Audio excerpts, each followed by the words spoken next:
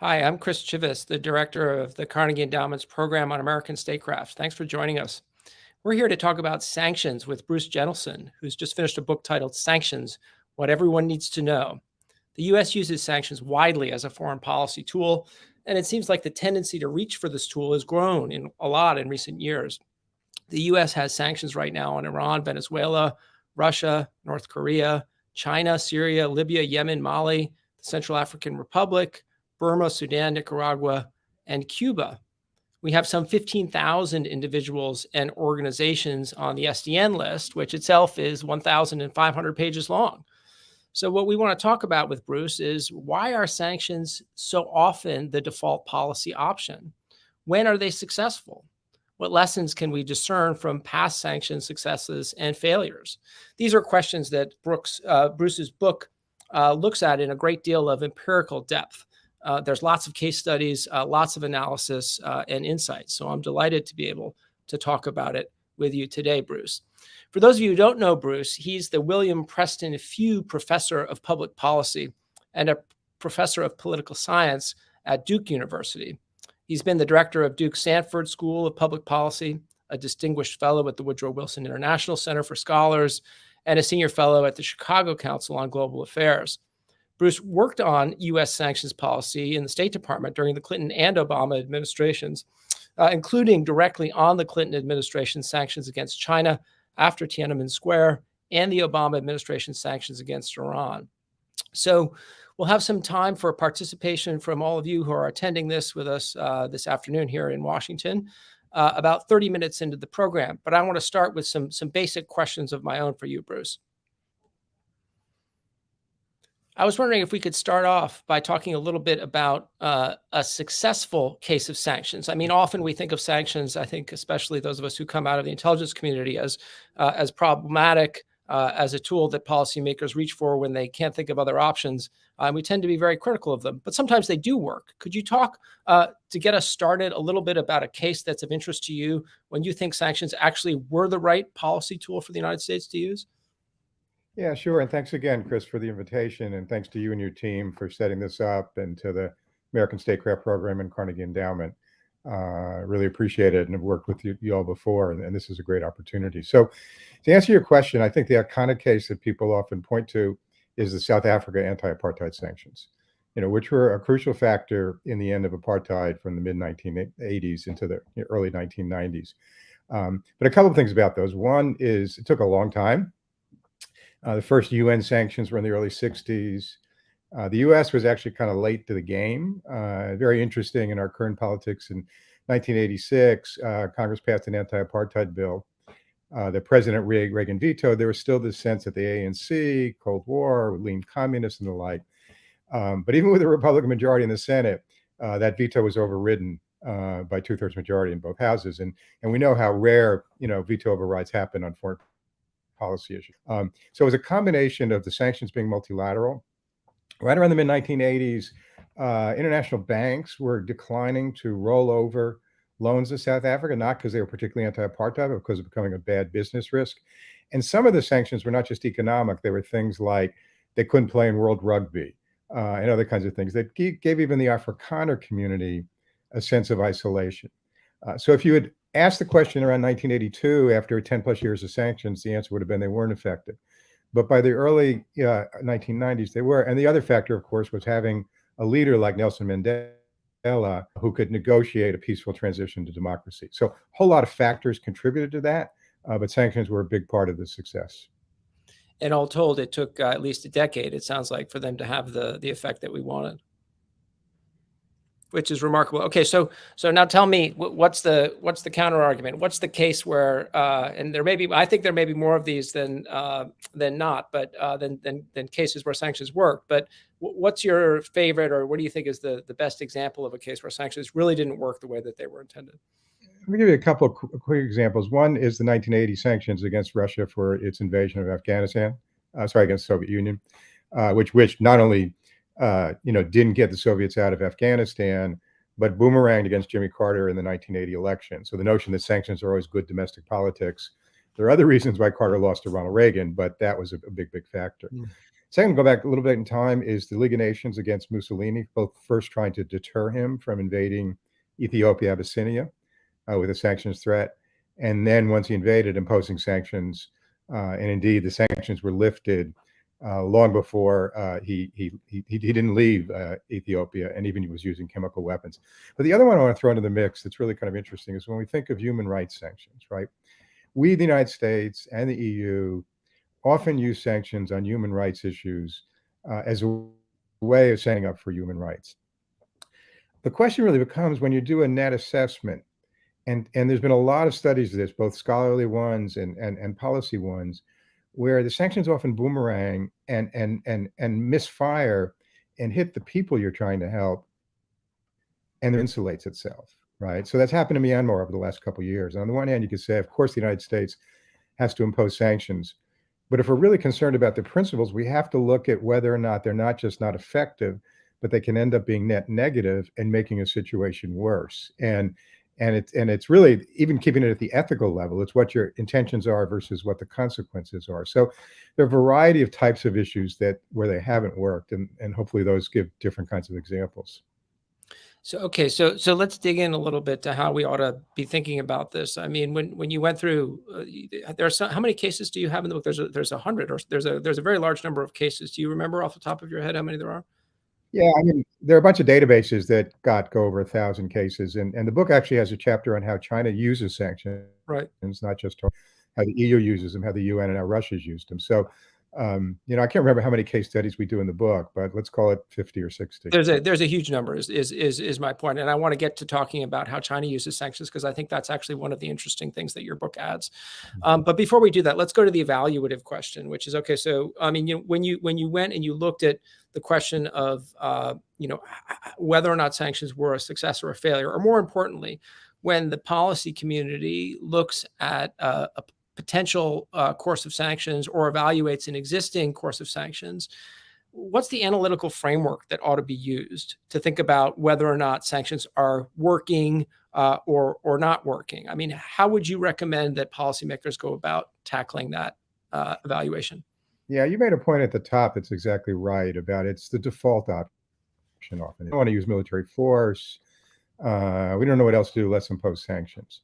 And that tells us what's wrong with some other options. And it's not that you need a perfect option, but when they're net negative, it's not a very good option. So a couple of things. One is, one of the biggest mistakes that's ever made is this assumption that because we have a lot of economic power, we're going to succeed by using our economic power. A little bit like when we have superior military power, Iraq and Afghanistan, that wasn't sufficient to accomplish our objectives. And so many cases have this gap, high economic impact and low policy effect, right? Cuba, 60 plus years of sanctions. The regime's still there. North Korea, 3 decades now or so of sanctions, and more, not less, nuclear weapons. So you can argue that you're still imposing costs, but you're not accomplishing your policy objective there. And so I've argued often for what you really need to do is, like any other policy, probably what you did a lot in the intelligence, is a net assessment, right? Look at the kinds of costs. And being a little cute in the book, I talk about 4 kinds of costs. I talk about backfiring, where it leads the regime to crack down even more. That happened, for example, after Tiananmen Square in China. Misfiring, the example I gave now, where it hits the people and not the regime, sort of a equivalent of the old neutron bomb, right, that we talked about back in the 70s and 80s. Kind of crossfiring, where it leads to issues with your allies. This Russia-Ukraine sanctions are not doing that with the Europeans, but there's a long history. There were pipeline cases in the 60s, an oil pipeline that led to big clashes with the Germans and Italians, and the natural gas pipeline in the early 80s, where even Margaret Thatcher, Ronald Reagan. And sometimes you have countries that border the target of your sanctions. Jordan in the case of Iraq, a bunch of countries in Africa with different sanctions there, that pay the price. And so you end up crossfiring against different goals. And then, of course, there's the shooting in the foot. Do you incur costs for yourself accomplishing any objectives? And some of this needs to be done on the front end. You project. And it's often done as well. The negatives of the other lead to the use of sanctions. And that's where it becomes, some people have called it the Swiss Army knife of American foreign policy. Although somebody pointed out to me the other day, every part of the Swiss Army knife is actually very useful. But the point is that it's used for a lot of purposes. Yeah. So just so that I'm clear, so the aspects that you would recommend assessing if we were going to sit down and assess a particular new say tranche of sanctions against Russia, what would be the categories that you would recommend looking at? I'd look at what's the anticipated impact economically, Okay. and then in the Russia-Ukraine case, which I'm sure we'll get into more, how likely is that to translate to the course of impact on policy? In this case, increasing your leverage to get them to end the war, in terms acceptable to us, Europe, and the Ukrainians. I would look at that. And then I would also look at that against other options, right? Not just using military force. And then I would look at the anticipated costs, right? And that's the part, that kind of net assessment is really not done. It seems so easy to reach for the sanctions option. Even when we say we want to take a stand and stand for something, we often forget that the message we send may not be the one that's received. And if we say we're standing up for human rights and democracy, but we're actually compounding the humanitarian problem on the ground, there's been maternal and child health issues in Venezuela and Iran. Can we really claim that high ground of values? Not just because we say they are, but we have to kind of look through whether it actually is seen that way by others. And this, I think, is this what you refer to as the ethical dimension? Yeah, there's some people that argue that sanctions are totally unethical. I don't go there, because the other side is, there are some awful things happening in the world, but it's the difference, between intentions and consequences. If you're going to claim you're doing something for the right reasons, you can't really claim, well, it's what I wanted to do. That's what I intended to do. I mean, for example, in Syria, there have been a lot of concerns that NGOs have expressed with de-risking, particularly in the Trump years, where companies and shippers and insurance companies who are actually trying to provide, items to the NGOs working on the ground in northern Syria, worried that even unintentionally they'd get on the wrong side of the Trump administration rules, and that they would face lawsuits and fines. And so they de-risked by not fulfilling a lot of those contracts that the NGOs needed to do what they wanted to do. So, you think those things through. It's not just one speech or one news cycle that say U.S. imposed sanctions. We really need to think it through like any other policy, a bit more systematically.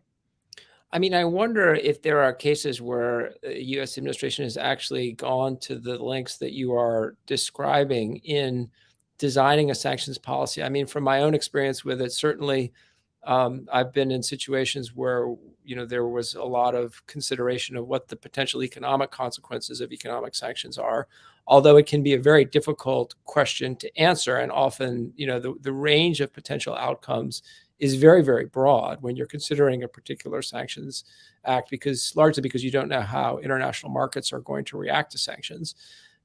So it's difficult to answer even that first question. With regard to the second question about the policy impact, if you're trying to get especially a regime that's very different from America's to change its behavior, I've found that oftentimes there's a tendency to engage in mirror imaging and to assume that the regime will behave exactly the way that an American president would if sanctions were imposed upon the United States of a similar size. And this often is not the case if you're dealing with the autocratic rulers of the world, as I think you've already alluded to. But I haven't seen cases where policy analysis that goes much beyond those two questions to consider these broader ethical and other questions that you were referring to. I wonder if that's just because I'm not aware of them, or did you come up with examples where you saw that kind of in-depth thinking about sort of look before you leap, as my grandmother used to say, analysis of the impact of sanctions? It's much more the sense of it. You've written the options memos and read them, as have I, where you lay out three options and you kind of straw man one or you get to the favored one that you want, right? And that can be helpful for making an argument. It may not necessarily lead to the best policy analysis. The Biden administration did initiate a full sanctions policy review in spring 2021, led by Treasury, but interagency, and it was involved somewhat from the outside, in some of the memos and discussions they had. And if you go back and read that document, they were really trying to push this kind of thinking and action, and part of it, frankly, there was a GAO study in 2019 that said that we too often evaluate the success of sanctions on the basis of economic impact, but not whether it achieves policy objectives. So there was an effort to do that. I think oftentimes when you get, a Navalny case or a Uyghurs case, that gets washed out and you end up imposing sanctions and just saying it was the only option we had. And it's an argument I've always hated, right? All the other options are terrible. I know mine's not good, but this is the one. And it's not saying you got a perfect option. So I think it's something that I know my own sense and talking to folks in the administration has been trying to get us to do two-column accounting the best we can. And even if at the end of that you say, well, yeah, the costs are going to be greater than but I still want to do it for these reasons. At least you've been aware of that, but it often could lead you to say, okay, maybe I need to look at another option that has a better balance of ups and sides. No, that's very interesting. And you're sort of leading to the next question that I wanted to ask you about, which is how the different U.S. administrations in recent years have differed in their use of sanctions. I mean, obviously, sanctions have been used by, I would say, probably every administration. I can't think of one that hasn't used sanctions in some way since the end of the Cold War. But especially in the last three administrations, in the Obama administration, the Trump administration, and the Biden administration, there seems to be an increase. But there also seem to me to be some differences in terms of how sanctions are used, or at least we have that impression, I think, from the way in which each of these administrations' use of sanctions, especially Trump's, has been portrayed. Is that accurate, or how would you describe the sort of evolution and differences between recent U.S. administrations when it comes to sanctions? Yeah, it's been more about how than how much.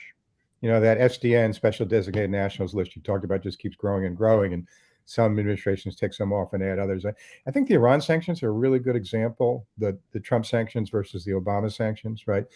So Obama, rallied the international community, Europeans, and we had lots of cooperation with the Russians and Chinese to ratchet up the sanctions against Iran, even got some UN resolutions, to support them, and combined it with a negotiating strategy which was asking for nuclear nonproliferation, geared to some lifting of sanctions.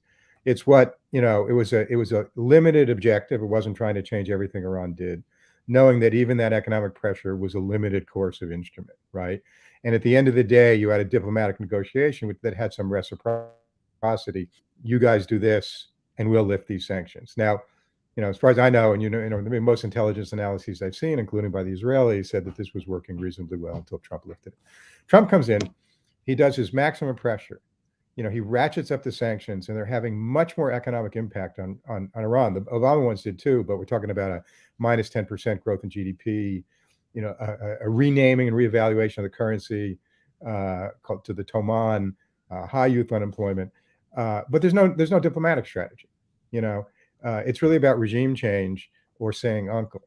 And so even though you ratcheted up the economic impact, you didn't have, achievable policy objectives. There has to be, a relationship. And the other, what we've done all over the years, and what some of the Europeans have done, Spain worked a few years back using EU sanctions through the Catholic Church to free a number of political prisoners in exchange for some limited lifting of sanctions. With Cuba, we've been like all or nothing. Even under Obama, we started to normalize relations. We hadn't gotten that far because of political issues. So it's this relationship, limited instrument, limited objective, and doing it in a way that ultimately links to diplomacy. You just don't get anybody to say uncle. The South Africa case wasn't saying uncle; it was finding a negotiation that de Klerk and Mandela, did that was acceptable to the communities in South Africa. And it seems to me that it's important that that somehow the United States communicate to the country that's being sanctioned that if it changes its behavior, the sanctions will be lifted. But that's always more difficult than it seems, right? Yeah, it's the moving the goalpost. One of the reasons most presidents, prefer executive order sanctions than congressionally legislated ones is because you can lift them as part of a negotiation if they're, and so some of the resistance, for example, now in the Biden administration to putting Russia on the state terrorism list is very much that, you lose some of your diplomatic flexibility. I mean, that you can't do something that will get political outrage at home. The Cuba sanctions, a number of years ago, the Atlantic Council, I think, did a compilation. This was actually in the 90s, and I was part of this, the Cuba sanctions, and it filled volumes. What was executive order? What was congressionally legislated? And so if it's a negotiating tool, which ultimately it is, again, nobody says uncle.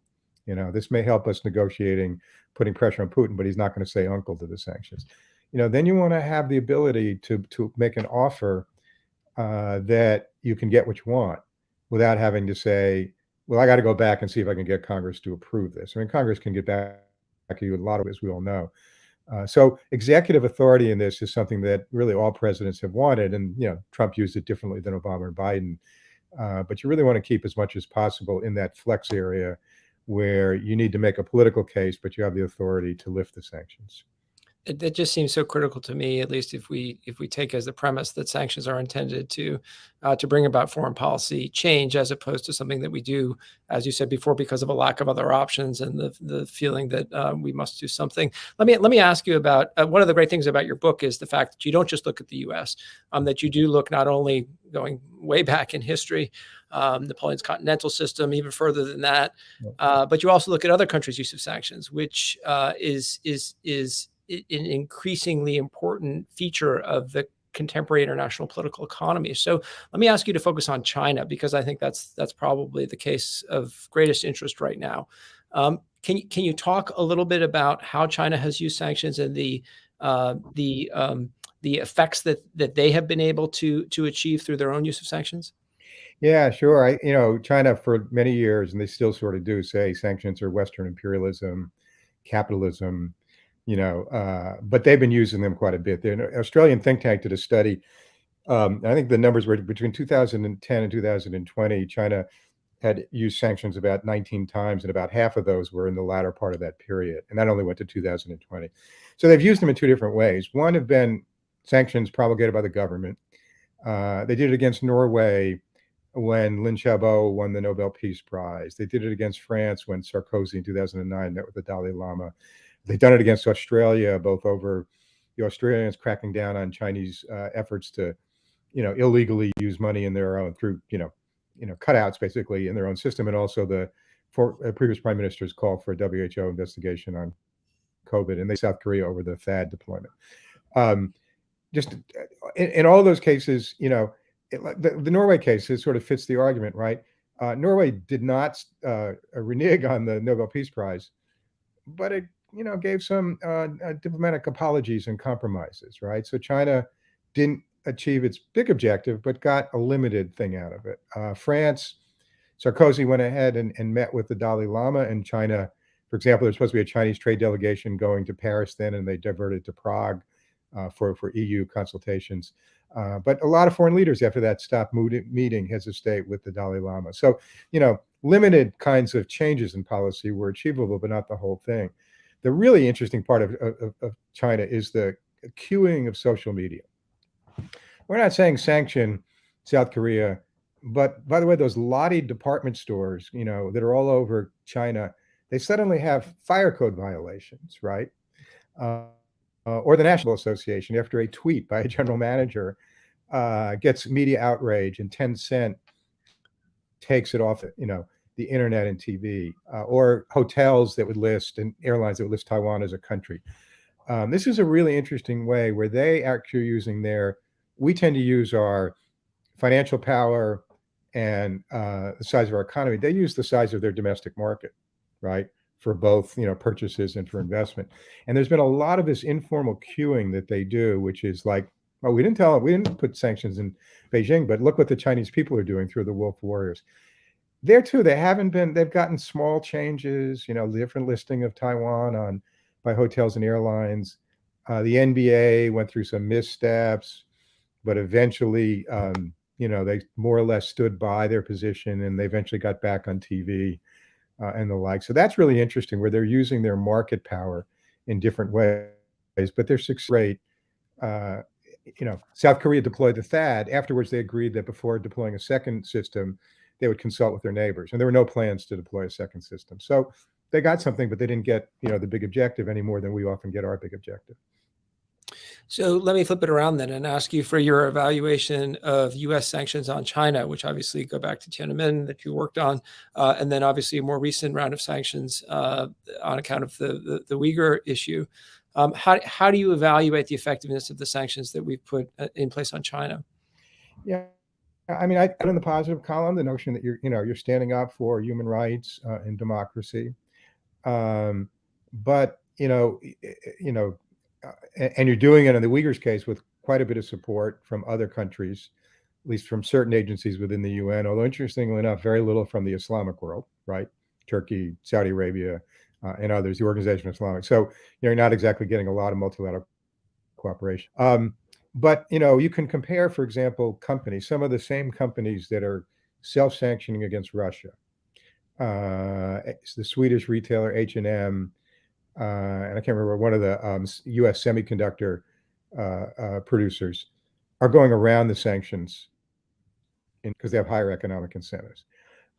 And the Chinese government arguably, would have been pretty repressive anyway, but has been trying to set an example there. So, it's really hard to claim that those are successful. Fall back and saying, well, what should we do? Just look the other way? And my answer is no. We need to find ways in which we think that, that might have more positive effects. So, they really haven't had much effect there at all. And similarly on a number of other human rights issues. I mean, for China, you know, most countries, really put their backs up. I mean, you can go back to the Soviet Jewry in the 1970s, where as part of the détente between Nixon and Kissinger and Brezhnev in 72 and 73, the Soviets were actually increasing the immigration rate of Soviet Jews to Israel and the United States. As soon as we slapped on Jackson Vanik in 1974, making trade linked to immigration, the rate went down, right? So sometimes quiet diplomacy helps better than sanctions for these very value-based issues. Well, obviously, talking about the sanctions that we've imposed on China raises the question of what you think of the raft of sanctions that we've imposed on Russia over the course of the last 7 months. Obviously, there were a number of sanctions already in place, CAATSA sanctions and GLOMAG sanctions in place. What do you think of, in general, of the effectiveness of the sanctions regime we have on Russia? But I'm also interested, obviously, specifically in your analysis of the sanctions that have been put in place as a consequence of Russia's invasion of Ukraine. Yeah, there's no question. These are the most widely supported sanctions ever outside of ones mandated by the UN Security Council. The number of countries supporting it, the extensiveness, what they're covering in terms of various, finance, semiconductors, technology, and then sort of like the South Africa rugby ones, Russia was banned from the World Cup and from Formula One and from international weightlifting, something important in the Russian sports, mind. And I think the reason that we've gotten that much support is because of the incredible severity of what Putin's done. He invaded another country, and he did it in Europe. And I'm not drawing analogies to Hitler and World, but it does tap some memories there that have at least a cousin relationship for people. I mean, you can even say, why do we get so much support when Saddam invaded Kuwait in 1990? An invasion of one country by another for sanctions and other aspects, and we didn't get it in 2003. So all of that has brought it together. Now, having said that, a couple of things. One, there are really three phases of these. First was the deterrent phase, where we really threatened this up to February 24th, and it didn't deter Putin. Maybe Putin wasn't deterrable. We know all sorts of other miscalculations he made. But again, Mussolini wasn't, sanctions are hard to deter somebody that wants to go invade another country. It's a bigger objective than sanctions. Second phase was sort of the compellence phase. February 24th, in different rounds, we imposed sanctions. There have been a lot of costs, but Putin has somewhat contained those costs, at least, for the first 7 months.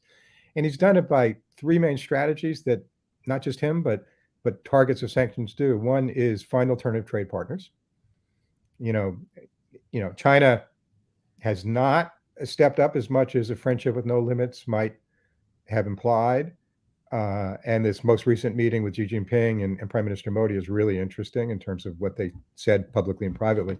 But India increased its imports of Russian oil from about 1% or 2% to 20% of its imports because it gets it cheap, it refines it and uses it and sells it elsewhere. The Saudis and the Emiratis, refuse to increase production to help all of us control oil prices. So there have been some alternative trade partners. Second is some sanctions busting. There are all sorts of stories you see, including in the unclassified, about oil being transferred to tankers at night, various routes of getting money to them, and it hasn't taken away the effect, but it's impinged upon it. And then the third is sort of domestic. I mean, they raise pensions and they raise interest rates, and you consider political repression a domestic offset. The question is, how long can they last? How long can they last doing that? And there's a really good studies that are done by a group at Yale Business School. I've been tracking all of this on companies. Where I differed from them is they had a report that got a lot of coverage at the end of July saying we were driving them into economic oblivion catastrophically. Again, Putin's not going to say uncle, right? And right now he has his counter sanctions. So we're kind of in an economic war of attrition now. Will the counter sanctions against particularly Europe on energy have their effect? And it's not going to, I don't think it's ever going to get Europe to say, okay, we give up, you can have Ukraine, but it might, soften about what's acceptable in a diplomatic negotiation. Or is the attrition of all the global sanctions and Western sanctions against Putin, is it beginning to have even more impact to the point where the most important part is the way it's impacting his military capability? With all of the heavy equipment that's been destroyed, they're having to sort of MacGyver semiconductors out of refrigerators and dishwashers and stuff. And so that's a real impact. So it didn't deter, it didn't compel, and frankly, if the Ukrainian military hadn't been so amazingly courageous and effective, and NATO hadn't provided so much support, sanctions wouldn't have mattered. But the combination of the military strategy and the sanctions still have the potential to give us the kind of leverage that could, be useful in trying to negotiate our way out of this. So they've been more effective, have more support than almost any other case. But we have to be careful for our own strategic thinking about overstating it. I never used language like crippling the Russians or, driving that's just, he's not going to say uncle. But it may be, the kind of pressure that could change the negotiating situation. So this goes beyond the scope of your book, but based upon the cases that you studied and your knowledge of this, your deep knowledge of the subject of sanctions. I mean, if you project forward, what would a scenario look like in which those sanctions on Russia were unraveled or attenuated over time? I mean, how long would it take? What would be the necessary steps? Obviously, I think we know the steps on Russia's part, but what would be the steps that the United States and NATO would need to take in order to bring that kind of a resolution of this conflict about? Yeah, you would have to have a set of sanctions that you'd lift in conjunction with, let's say, a Russian withdrawal. I mean, let's sort of use some of Tom Friedman's scenarios from this morning, right, to the February 23rd lines, which is exactly what we did with Iran in 2015. I think Europe, which turned to Russia overly for energy, partly because of the instability of the Middle East, right, and trying to diversify their portfolio. And the Germans and others went way too far about creating a new dependency. I don't think that people that say Europe will never significantly buy Russian energy again, I don't think that's true.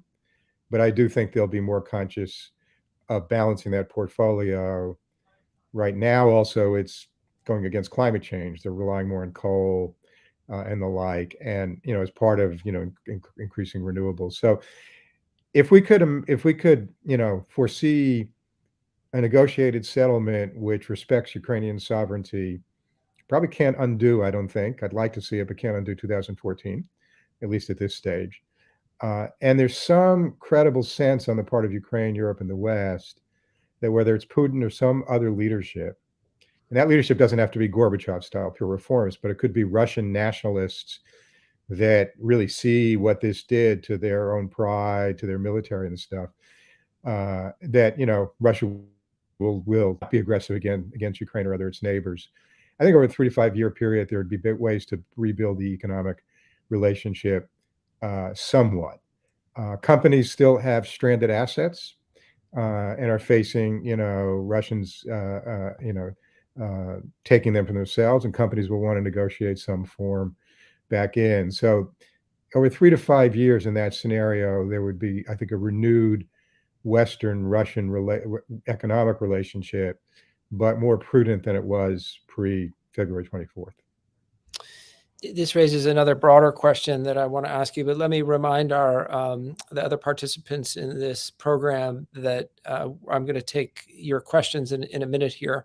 But before I so, please put them in the chat box, and I will potentially take a group of them at a time, depending upon their similarity. But before we do that, Bruce, let me ask you, sort of thinking broadly about the impact of the situation that we have been talking about, the growing use of sanctions, not only by the United States, but also by China and arguably Russia. I mean, obviously the Soviet Union used sanctions, but as you pointed out, Russia is using counter sanctions, and other countries.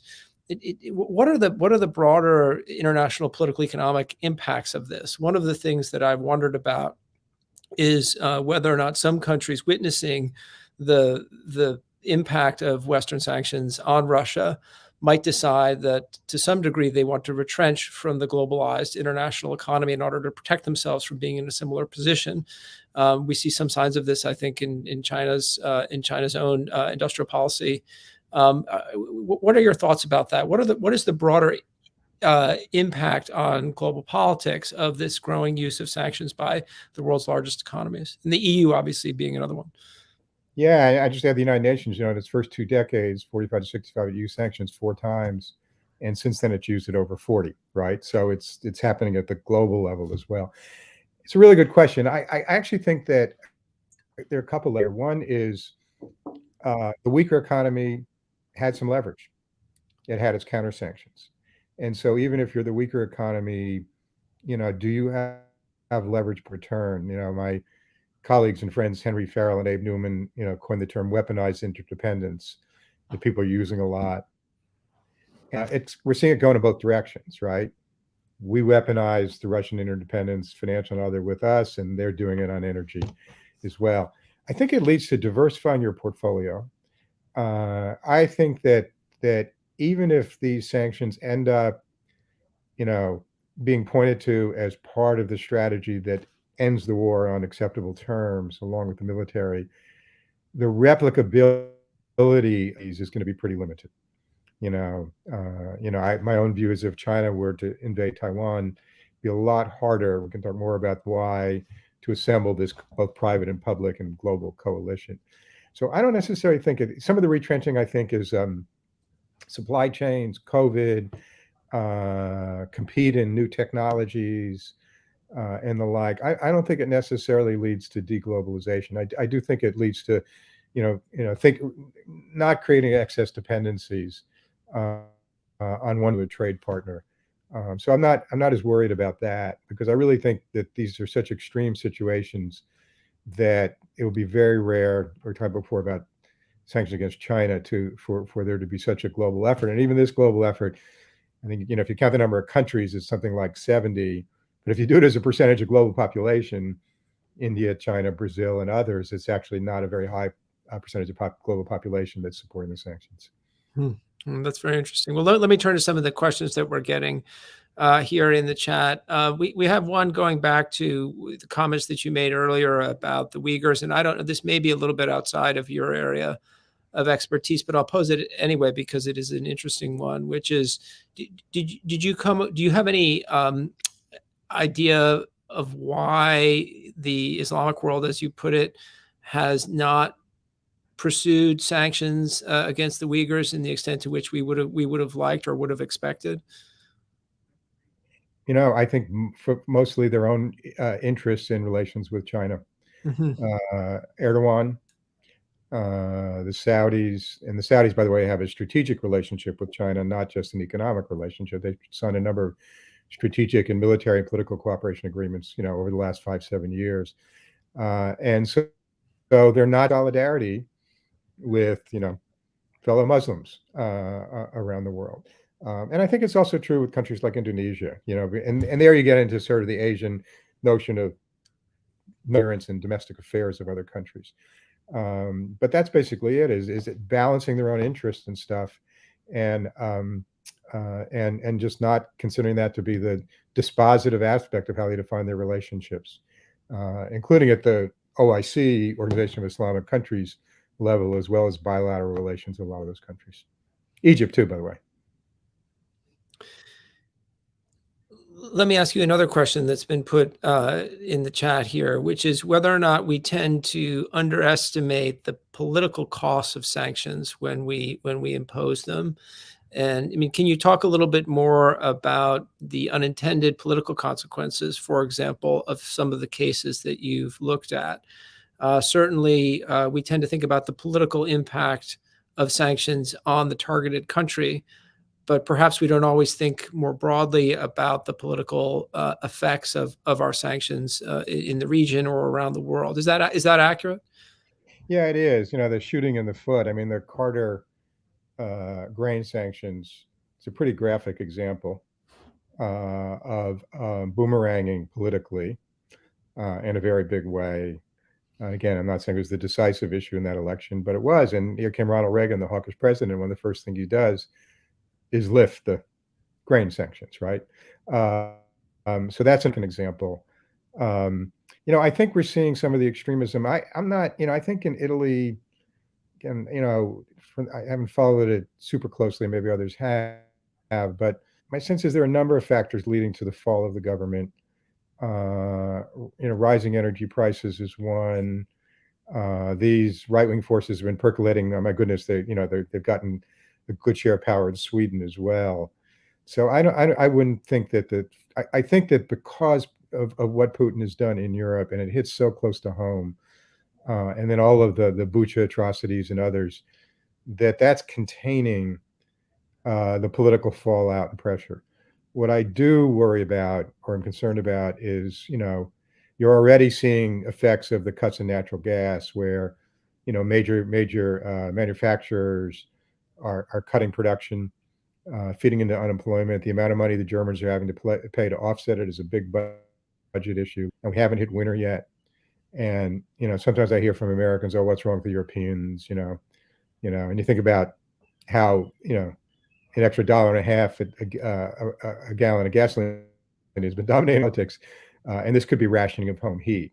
And that's part of the card that, in these threats to escalate, that Putin is playing now is who will win this economic war of attrition. Let's see how the Europeans do, as winter sets in and as unemployment is rising too. So those are the kind of things that are an incentive, which is why we can't just wait it out and say, well, we're imposing costs on Putin's economy.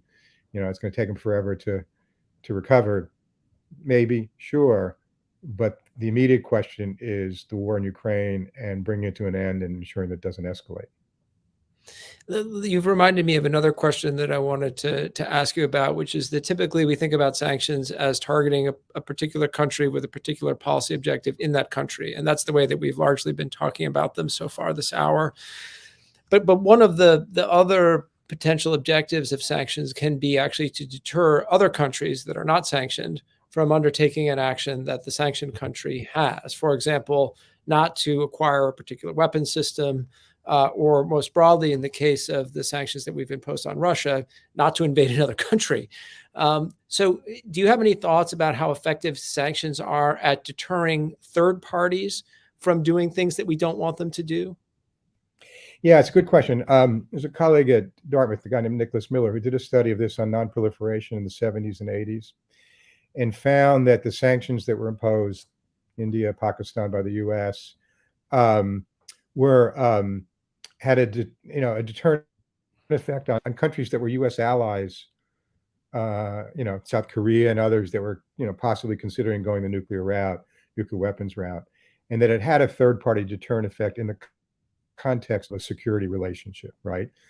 The argument was made after 2014 that, the sanctions didn't stop Russia, but Putin would have gone further if it hadn't been the sanctions. I've never seen any evidence of that. And moreover, it looks like Putin was just figuring out his next step. So, we can't assume deterrence. We really have to, because we intend it. We really got a way of trying to assess whether, in fact, it's likely that message. Years later, we get access to archives and all that sort of thing. But in the moment, you really got to be able to make an argument why this would deter, because threats that the other side doesn't see as sufficiently credible do not deter just because you say that they're credible. And on human rights, some of it is rhetoric and stuff, but when countries say, well, you impose human rights sanctions against your adversaries, but geez, what happened with Kashmir, Saudi Arabia, and Egypt, and the like? And so it's a little, again, it's not that you should be perfectly pure, but whether or not you're sending a message about you stand up for human rights when people you already don't like violate them. But it's more mixed with others because you've got other interests at stake, which can be pragmatic, but it takes away from the claim of we're across the board pro human rights and democracy. So before we wrap up, I was hoping to do two things. One, to begin with, I want to ask you, was there a part of writing this book or researching it? Obviously, you've been working with sanctions for many years, but was there a particular part in the writing of the book that was especially enjoyable or especially frustrating intellectually? So that's a really good question. So, in my own career, way back when I was a PhD student at Cornell, in the late 70s, early 80s, I wrote my dissertation and my first book on Soviet pipelines, right? The early 1960s Friendship oil pipeline, which had issues both of oil supply to Germany, West Germany, and Italy, and also pipe supply that was feeding the steel industries. And the early 80s Siberian natural gas pipeline during the Reagan years. And so Nord Stream has kind of given me a trilogy, right? I have my sanctions trilogy in the Russian Soviet energy kind of. But I actually had written some things on it and worked on it, when I've been in government. But the last couple of years, I decided to get, I sort of thought I wanted to look at, there've been a lot of really good work done by academics studying this, big data studies, case studies, and my experience with the frustrations of it in the policy world. So I actually signed the contract to write this book in 2020. And I should say that it's in the series that Oxford calls their What Everyone Needs to Know series, which is their effort to say this is a book not just for academics and, kind of arrogant, but I like to say that it may be what everyone needs to know, but I can't say it's everything everybody needs to know. I was going to ask you, does it have everything that everyone needs to know? That's right. No. And so I signed the contract then, and then we actually were about to finish up and wrap it up in late 2021. And we said, well, let's put it off a little bit, was the Russia thing. So I feel like it gave me some sense of, what other ideas have been out there. Looking at, I mostly looked at the US before, looking at China, the way the UN uses sanctions, the way the EU does, kind of just gave me a sense of pulling it together and sanctions becoming, as you started out our session, it was in the news almost all the time, even before Russia invaded Ukraine. So there's a little bit of irony, reflection, maybe a little frustration that some of the same mistakes we've been making 30 years ago, we were still making. But a sense that it was an important enough issue kind of intellectually as we think about the global economy, and for policy folks in Washington and elsewhere, try to get a little bit better handle on. And I want to conclude by asking you to give us your top policy recommendations for the future use of U.S. sanctions. But you've reminded me that before we do that, we haven't talked that much about the European Union. Does the European Union use sanctions in the same way that the United States does, or are there differences in its approach or its thinking about the use of sanctions and the role of sanctions in EU foreign policy? There are some similarities. It has a greater tendency to align with UN sanctions and not just do it, as much as we do unilaterally. On some issues, they feel they're the front, really the front group of states, like on Belarus, a year and a half ago, over the issues with, kidnapping the dissidents on the off the airplanes. The EU, in a way, was a European issue. It happened in Europe. They imposed sanctions. They closed airspace to Belarusian airlines and stuff. But it's only since Maastricht that the EU did it as the EU. Before that, it was done by capitals.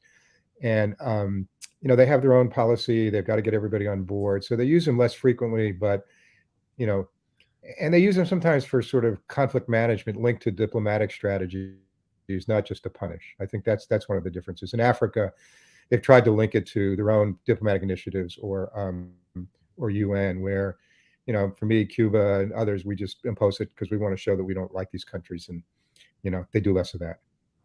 It seems like having a clear diplomatic strategy to complement any kind of sanctions program is really, really important if you want to actually have some kind of a positive outcome. I wonder if that's one of the lessons for the future, but I'm going to leave it open to you. So if you were to sit down and tell, well, just tell us, I guess, for today, what you think the 2 or 3 things that the United States ought to do differently, or ought to, or at least ought to do when it comes to imposing sanctions in the future as we look ahead to U.S. foreign policy in the 2020s and beyond, what would those things be? Yeah, I would say on the front end, stop using it as an option.